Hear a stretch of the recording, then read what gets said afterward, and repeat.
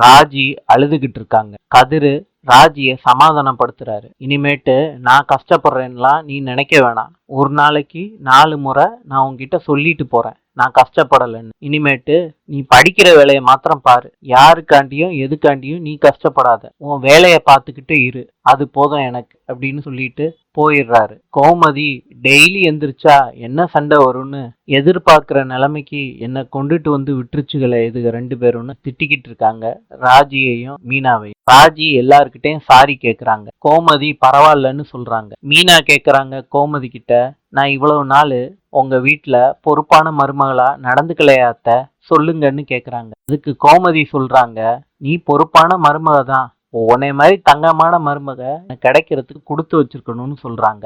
அப்ப ராஜி கேக்குறாங்க அத்தை கிட்ட, இந்த விஷயத்த யார் யார்கிட்ட சொன்னோம், யாரு சொல்லியிருப்பான்னு கேக்குறாங்க. நம்மளை தவிர வேற யாருக்கும் தெரியாதுன்னு சொல்றாங்க. அப்ப ராஜி சொல்றாங்க, ஒருத்தவங்களுக்கு தெரியும், அவங்க பேரு மயில், அவங்க தான் சொல்லியிருப்பாங்க இந்த விஷயத்த அப்படின்னு சொல்றாங்க. அதுக்கு கோமதியும் சொல்றாங்க, அவ வாய் வார்த்தையா சொல்லியிருப்பா கிறுக்கி அப்படின்னு திட்டுறாங்க மயில.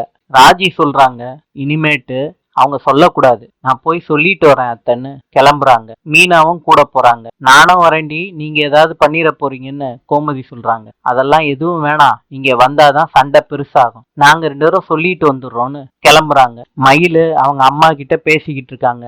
நடந்த விஷயத்தெல்லாம் சொல்றாங்க.